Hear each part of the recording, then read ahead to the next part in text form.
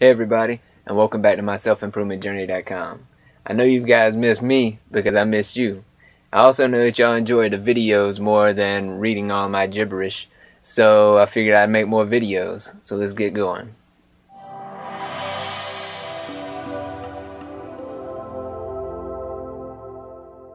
Last week I learned a lot about myself from personality tests. I pulled the results from the Enneagram, Myers-Briggs test, and Strength Finders 2.0 to get a big picture idea of who Kevin was.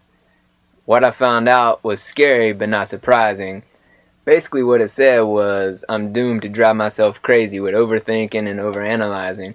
For those of you who know me, you probably already knew this and just decided not to tell me. So I found out that my personality type seems to drive themselves to schizophrenia. And what makes it worse is that we have the fewest coping mechanisms to deal with our internal fears and stresses and things. And that's where you come in. Help me! I figured instead of driving myself crazy, I would just put my thoughts and questions on you. And I'm only half kidding. I'm going to share my thoughts and questions about life with you guys, and hopefully that will get it out of my head, and I could even learn something from your thoughts and comments. So here's what I've been thinking about for the last few days. I've been reading the Tao Te Ching for a while now. Yeah, my bookmark has a tassel. And in verse 30, it says, "For to be overdeveloped is to hasten decay, and this is against Tao, and what is against Tao will soon cease to be." The context of the verse is about nations and war, but I feel it holds true to our own lives and personal development as well. I don't want to get too political, but let's speak to the original context of the verse for a second. It's easy to see how when a country or nation gets too large, it falls into decay and soon ceases to be. Rome and Persia are great examples of that.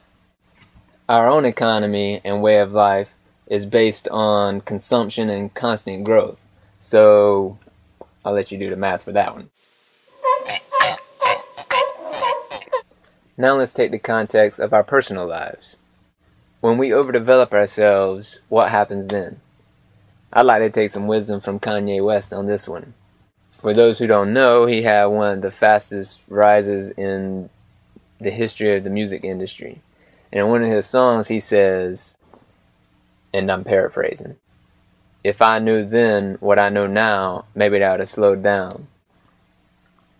I think we all feel the pressures of being a homeowner, driving a nice car, taking those fancy vacations, having 500 TV channels, which I don't even know what they are, and having an iPhone. Yeah, I said it. But where does it become overdeveloped? And what effect does that have on us individually and as a society?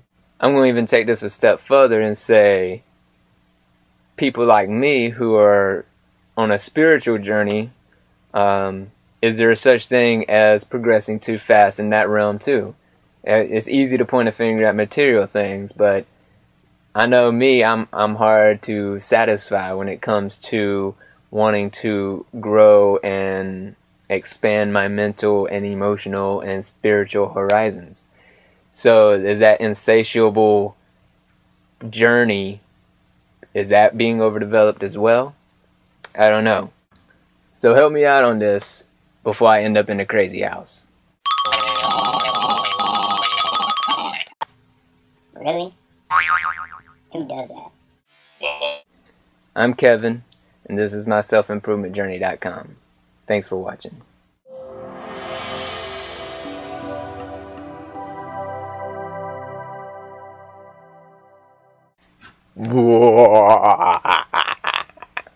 That's not funny.